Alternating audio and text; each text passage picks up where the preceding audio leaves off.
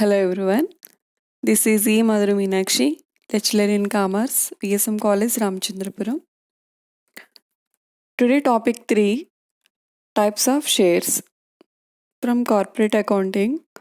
So మనం already last క్లాస్లో share capital అంటే ఏంటి, షేర్ క్యాపిటల్ని ఏ విధంగా గ్యాదర్ చేస్తారన్న విషయం తెలుసుకున్నాము. సో జాయింట్ స్టాక్ కంపెనీకి సంబంధించినంత వరకు క్యాపిటల్ని గ్యాదర్ చేయడానికి షేర్స్ని ఇష్యూ చేయడం జరుగుతుంది. షేర్స్ని అంటే మూలధనం ఎంత అనేది రిజిస్టర్ అయిన తర్వాత మూలధనాన్ని ఎలా సేకరిస్తారు, అంటే రిజిస్టర్డ్ క్యాపిటల్ అంటే ఏంటి, వాళ్ళకి అవసరమైన క్యాపిటల్ని ఏ విధంగా కలెక్ట్ చేసుకుంటారు అనే విషయాన్ని మనం లాస్ట్ క్లాస్లో తెలుసుకున్నాము. ఈ మూలధనాన్ని సేకరించడం కోసం ప్రజలకు వాళ్ళు షేర్స్ని ఇష్యూ చేయడం జరుగుతుంది. ఆ షేర్స్ ఎన్ని రకాలు, వాటిని ఎలా ఇష్యూ చేస్తారు, వాటికి ఉండే ఫీచర్స్ ఏంటి, ఫెసిలిటీస్ ఏంటి అనేది మనం టుడే క్లాస్లో తెలుసుకుందాము. First of all, what is share?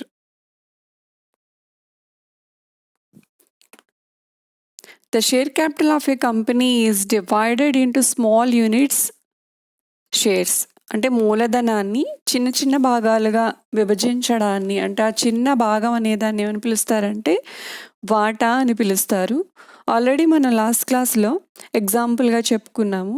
మూలధనం 1,00,000 రూపాయలు కావాలంటే కనుక ఒక్కొక్క వాటాను 10 రూపాయలుగా నిర్ణయించుకున్నారు. అంటే ఎవరికైనా వాటాలు అమ్మాలనుకున్నప్పుడు వాళ్ళు ఎన్ని కొనాలనుకుంటున్నారు అన్న దాన్ని బట్టి ఈచ్ షేర్ వాల్యూ 10 రూపీస్, అంటే వాళ్ళ దగ్గర నుంచి ఎంత క్యాపిటల్ గ్యాదర్ చేయాలి అనే విషయం తెలుస్తుంది అనమాట. అంటే ఒక్కొక్కరు డిఫరెంట్గా పర్చేస్ చేయాలని చూస్తారు, కాబట్టి దానికంటూ ఒక వాల్యూ ఉండాలి.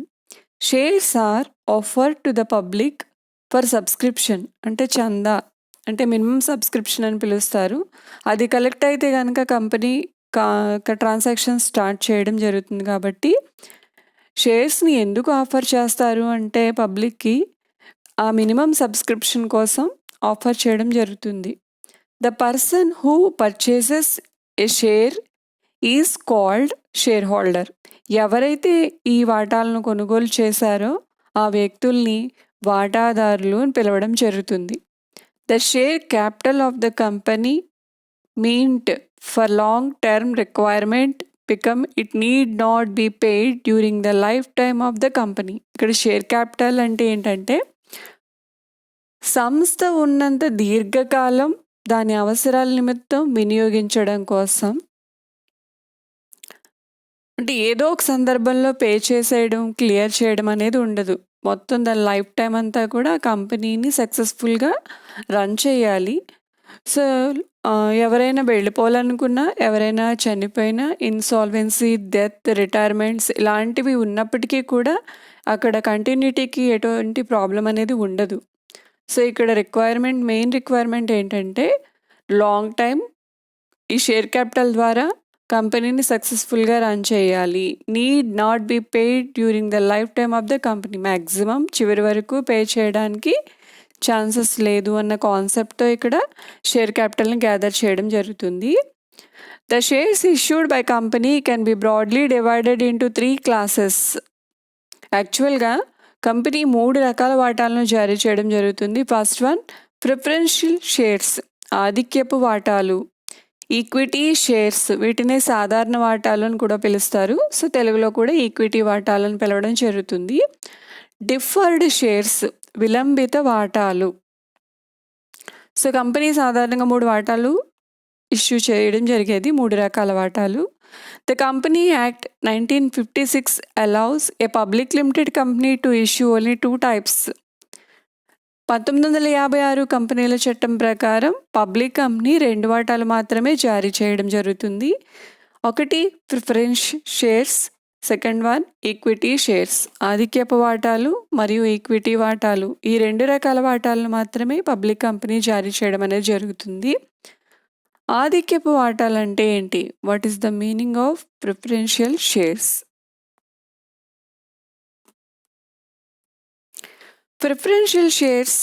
Preference shares are those which carries preference over other classes of shares in the payment of dividend, the rate of dividend on the time of winding up. అంటే ఇక్కడ మనం 3 రకాల వాటాలు జారీ చేస్తుందని, పబ్లిక్ కంపెనీ 2 రకాల వాటాలు జారీ చేస్తుందని చెప్పుకున్నాం కదా. దాంట్లో ప్రిఫరెన్షియల్ షేర్స్ అంటే ఏంటంటే టైటిల్లోనే ఉంది ప్రిఫరెన్స్, అంటే ఆధిక్యత, అంటే ఉన్న వాళ్ళందరికన్నా ఆధిక్యత కలిగిన వాటాదారులు అని చెప్పొచ్చు. ఈ వాటాలను ఎవరైతే కొనుగోలు చేస్తారో వారికి ఫిక్స్డ్ రేట్ ఆఫ్ డివిడెండ్ అనేది ఉంటుంది. అంటే మనం ఎప్పుడైనా ఇన్వెస్ట్ చేసినప్పుడు దాని మీద ఇన్కమ్ని ఎక్స్పెక్ట్ చేసి ఇన్వెస్ట్ చేయడం జరుగుతుంది. అంటే మన స్టాండర్డ్ అమౌంట్ అలానే ఉంటుంది అంటే కనుక మనం ఎక్కడ ఇన్వెస్ట్ చేయడానికి ఇంట్రెస్ట్ చూపించాం. సో దానికి బేస్ చేసుకుని ఎక్స్ట్రా ఇన్కమ్ రావాలనే హోప్తో, ఎక్స్పెక్టేషన్స్తో మనం ఇన్వెస్ట్ చేస్తాం. సో ఇక్కడ ఈ ఎక్స్ట్రా రెవెన్యూని ఏమని పిలుస్తారంటే డివిడెండు, అంటే వాటాలపై వచ్చే ఆదాయాన్ని డివిడెండ్ అని పిలుస్తారు. ఈ డివిడెండ్ రేట్ని ఫిక్స్ చేయడం జరుగుతుంది. అలాగే డివిడెండ్ పేమెంట్ విషయంలో కూడా ప్రిఫరెన్స్ వీళ్ళకే ఇవ్వడం జరుగుతుంది. ప్లస్ విండింగ్ అప్, కంపెనీని క్లోజ్ చేసి సెటిల్మెంట్స్ చేసేటప్పుడు కూడా ఈ వాటాదారులకి ఆధిక్యత అనేది, అంటే ప్రాధాన్యత అనేది ఉంటుంది. The rate of dividend on the preferential share is fixed only when the company makes a profit. Then shareholders are paid dividends first out of profits of the company. కంపెనీకి వచ్చిన లాభాలలో నిర్ణయించిన రేటు ప్రకారం ఆధిక్యపు వాటాదారులకు మాత్రమే ముందుగా డివిడెండును చెల్లించడం జరుగుతుంది. అంటే వీళ్ళకి ఎటువంటి నష్టం అనేది ఉండదు. మ్యాక్సిమం వచ్చిన ప్రాఫిట్స్లోంచి పేమెంట్ ఖచ్చితంగా వీళ్ళకి చేసేస్తారు కాబట్టి రాకపోవడం అనే సమస్య అనేది ఉండదు. అంటే గ్యారంటీ రెవెన్యూ అనమాట. అంటే వస్తుందో రాదో, కంపెనీ ట్రాన్సాక్షన్స్ ఎలా ఉంటాయో, కంపెనీ ప్రాఫిట్సా లాసెసా, ఇలాంటి రిస్క్ ఫేస్ చేయాల్సిన అవసరం ఈ వాటాదారులకి అవసరం ఉండదు. ఎందుకంటే ఖచ్చితంగా వచ్చిన లాభాలోంచి ముందుగా వీళ్ళకే చెల్లిస్తారు కాబట్టి అక్కడ రిస్క్ చాలా తక్కువగా ఉంటుంది. గ్యారంటీ రెవెన్యూ అనమాట. Similarly at the time of winding up the company preference at the share holders capital must be repaid first. అదేవిధంగా అట్ ద సేమ్ టైం కంపెనీని ఒకవేళ రన్ చేయలేని పరిస్థితి ఏర్పడింది, క్లోజ్ చేసేయాల్సి వస్తుంది అనుకున్నప్పుడు కూడా వాళ్ళకి సంబంధించిన క్యాపిటల్ ముందుగా ఖచ్చితంగా ఆధిక్యపు వాటాదారులకే చెల్లించడం జరుగుతుంది. అంటే ఇక్కడ ఉన్న బెస్ట్ బెనిఫిట్ ఏంటంటే రెగ్యులర్గా వచ్చే ఇన్కమ్ విషయంలోనూ ప్రిఫరెన్స్ ఉంటుంది. అలాగే ఒక ఫిక్స్డ్ రేట్ ఆఫ్ డివిడెండ్ని పొందడంలోనూ ఇంపార్టెన్స్ ఉంటుంది. చివరిగా కంపెనీకి సెటిల్మెంట్స్ చేసి క్లోజ్ చేసే సందర్భంలో కూడా వీళ్ళకి రావాల్సిన మొత్తం వీళ్ళకి వస్తుంది. కాబట్టి ఆధిక్యపు వాటాదారుల విషయంలో రిస్క్ అనే టాపిక్ ఉండదన్నమాట. అంటే వాళ్ళు రిస్క్ ఫేస్ చేయాల్సిన అవసరం అనేది ఉండదు. ఖచ్చితమైన మొత్తాన్ని పొందడం జరుగుతుంది కాబట్టి వీళ్ళని ప్రిఫరెన్షియల్ షేర్ హోల్డర్స్ అని పిలుస్తారు, ఆధిక్యపు వాటాదారులు.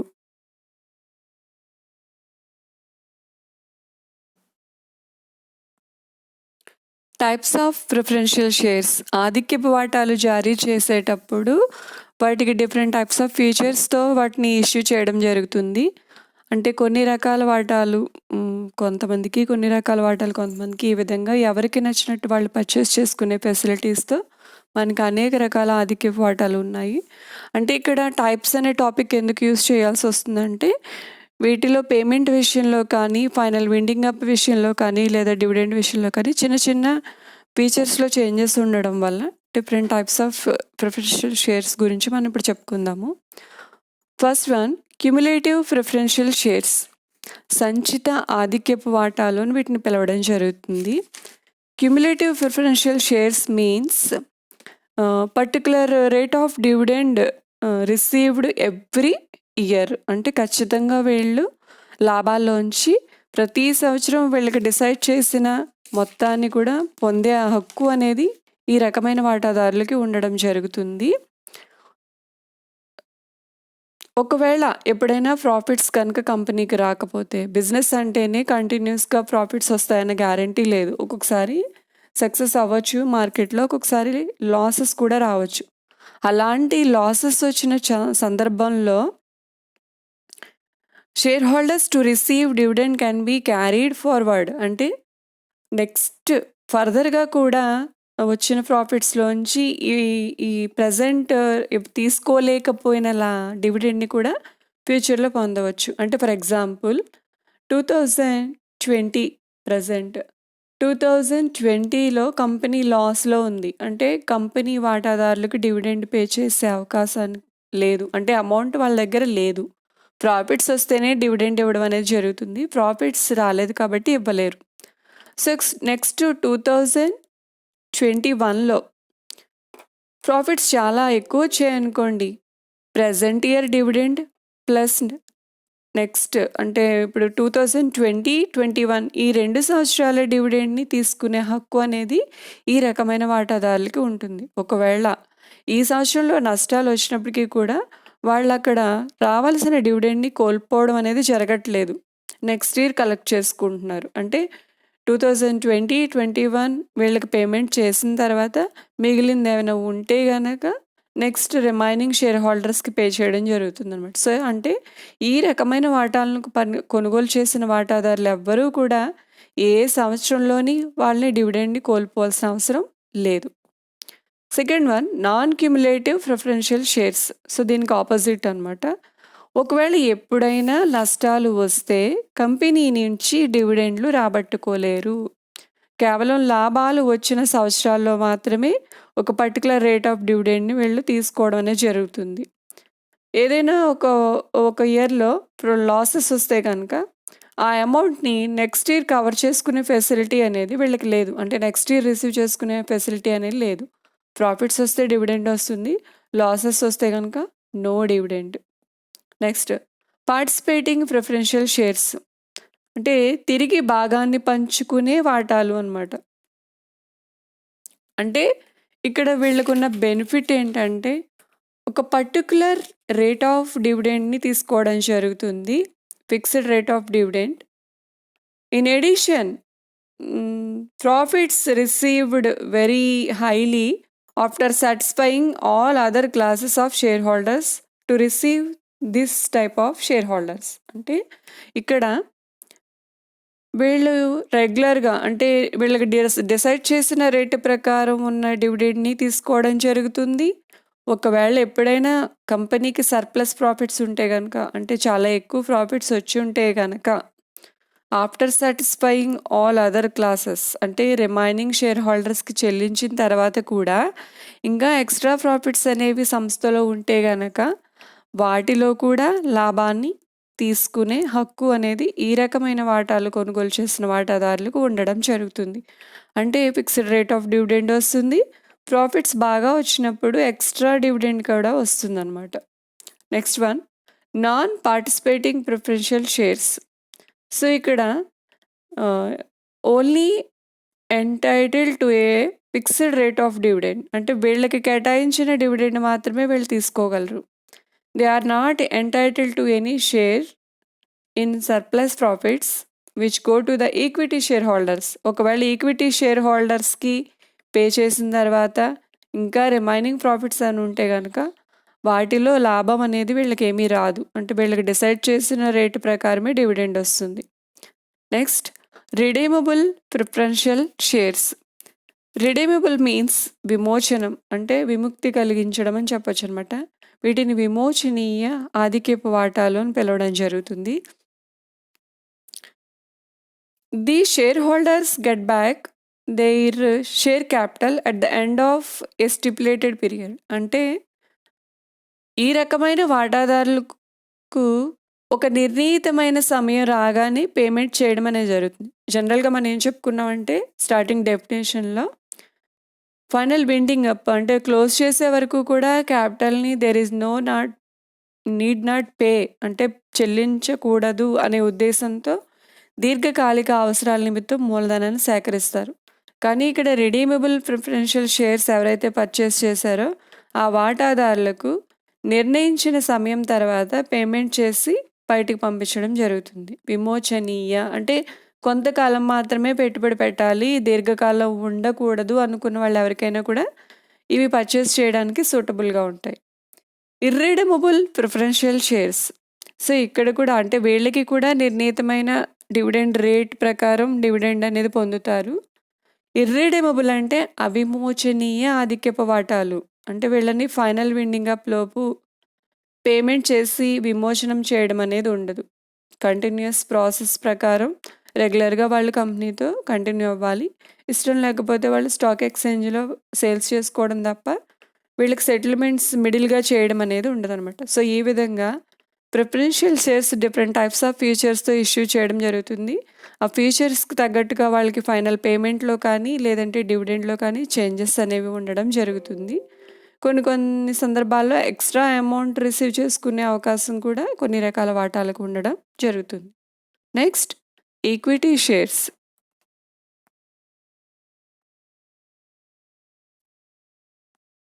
These shares are called ordinary shares. సాధారణ వాటాలు అని కూడా వీటిని పిలవడం జరుగుతుంది. Equity shares so not enjoy any special rights. వీళ్ళకి ప్రత్యేకమైన హక్కులంటూ ఏమీ ఉండవు. The equity shareholders get a dividend after the payment of dividend to preferential shareholders.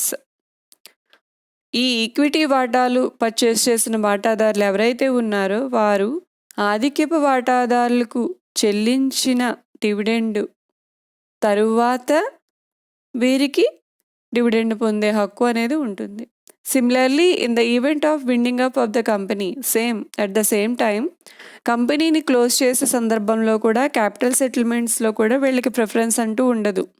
ఆధిక్యపు వాటాదారులకి చేయవలసిన ఫార్మాలిటీస్ అన్నీ కంప్లీట్ చేసిన తర్వాత రిమైనింగ్ బ్యాలెన్స్ ఏమైనా ఉంటే కనుక వీళ్ళకి సెటిల్ చేయడం జరుగుతుంది. అంటే ఈ రకమైన వాటాదారులకు సెటిల్మెంట్ చేయడం జరుగుతుంది.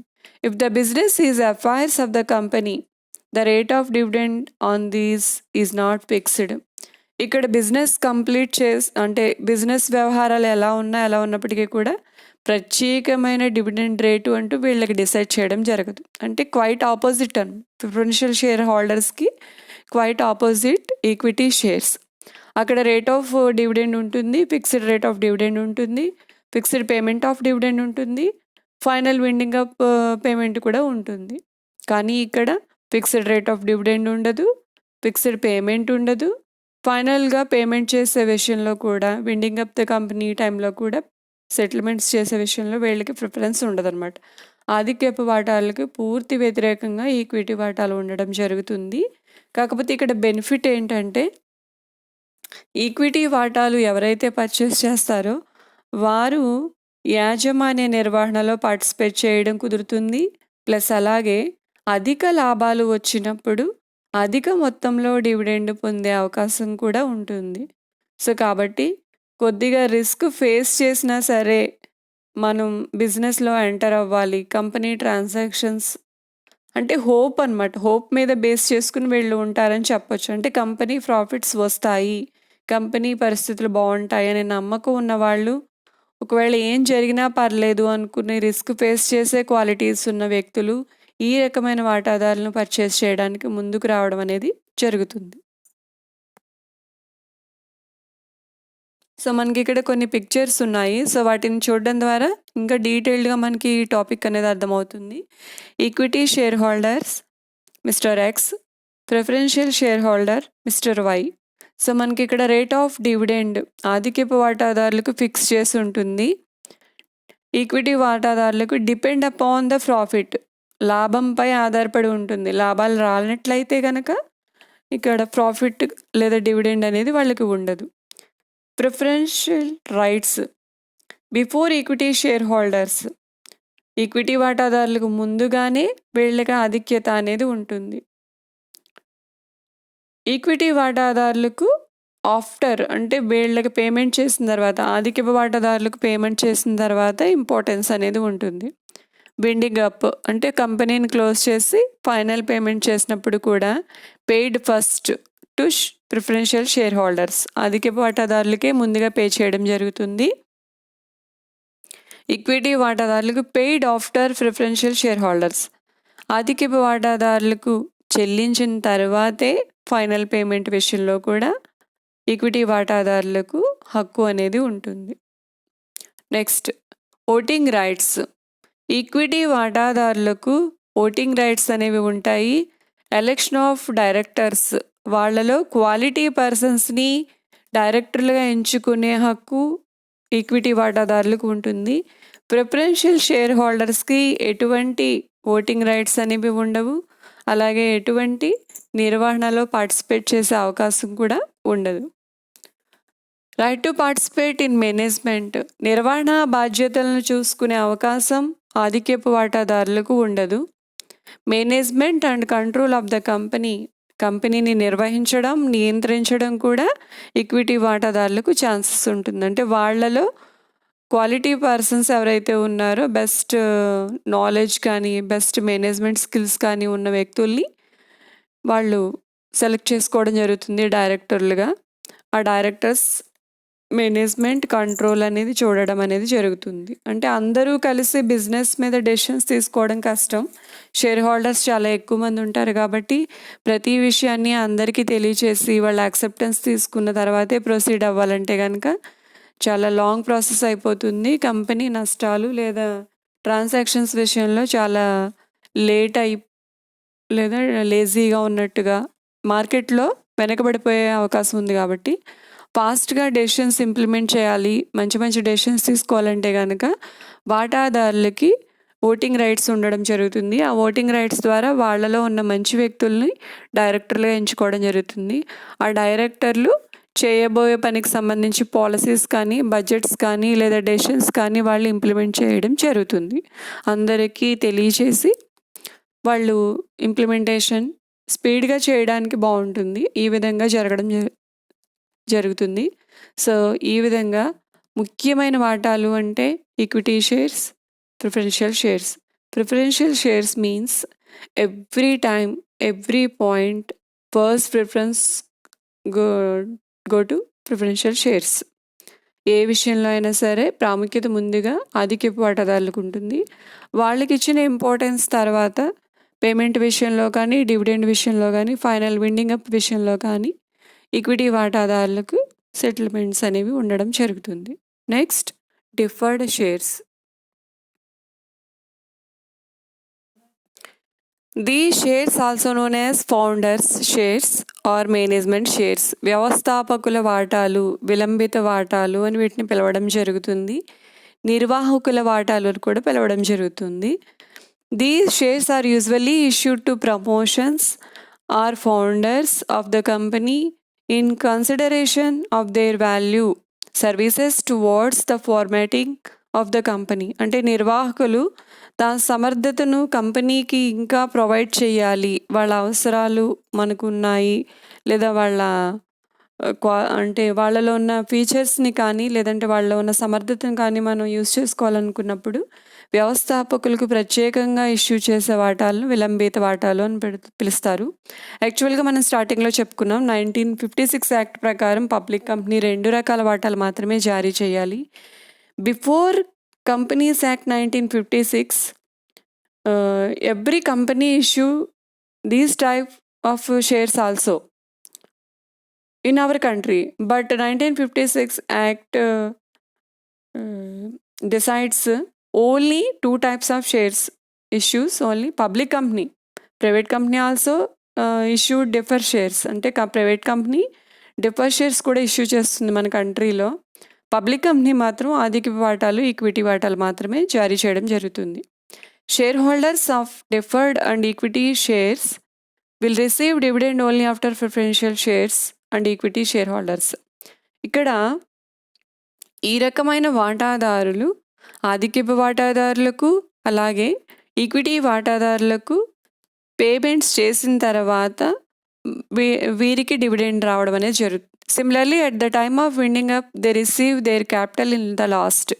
అలాగే కంపెనీ ముగింపు సమయంలో కూడా మూలధనాన్ని పొందే అర్హత ఈక్విటీ వాటాదారులు, ప్రిఫరెన్షియల్ షేర్ హోల్డర్స్, ఆధిక్యపు వాటాదారులు తీసుకున్న తర్వాతే వీళ్ళకి ఇంపార్టెన్స్ అనేది ఉంటుంది. అంటే చివరిలో ఉంటుంది పేమెంట్ విషయంలో, డివిడెండ్ విషయంలో కానీ పేమెంట్ విషయంలో కానీ లాస్ట్లో ఉండడం అనేది జరుగుతుంది.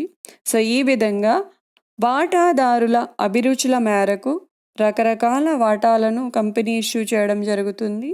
వాళ్లకు ఉన్న ఫెసిలిటీస్ కానీ లేదంటే వాళ్లకు కావాల్సిన క్వాలిటీస్తో కానీ ఎవరికి నచ్చినట్టు వాళ్ళు ఏ విధమైన వాటాలనైనా పర్చేస్ చేసుకునే అవకాశం అనేది వాటాదారులకి ఉంది. అంటే పబ్లిక్‌కి ఉంది. పబ్లిక్ అనేవాళ్ళు ఇక్కడున్న ఫీచర్స్‌ని బట్టి వాళ్ళు ఏం ఎక్స్‌పెక్ట్ చేస్తున్నారు? ఫిక్స్డ్ రేట్ ఆఫ్ డివిడెండా? లేదంటే రిస్క్ ఫేస్ చేయాలనుకుంటున్నారా? లేదంటే పేమెంట్ విషయంలో చివరిలో ఉండాలనుకుంటున్నారా? సో, ఈ విధంగా వాళ్ళకి నచ్చినట్టు వాళ్ళు ఈ విధమైన వాటాలను కొనుగోలు చేయడం అనేది జరుగుతుంది. సో, మనం ఇక్కడ ఈ టాపిక్‌లో నేర్చుకున్నది ఏంటంటే టుడే క్లాస్‌లో different types of shares. So, 3 types of shares in this class learn: equity shares, preferential shares, deferred shares. So, అలాగే explain about different types of preferential shares. మనం 6 రకాల ఆధిక్యపు వాటాదారుల గురించి తెలుసుకున్నాము. సో, ఈ విధంగా లాస్ట్ క్లాస్‌లో క్యాపిటల్ అంటే ఏంటి తెలుసుకున్నాము. ఆ క్యాపిటల్‌ని ఏ రకమైన వాటాలు జారీ చేయడం ద్వారా గ్యాదర్ చేస్తారనే విషయం ఈరోజు తెలుసుకున్నాము. So, next topic we will discuss next class. Thank you so much.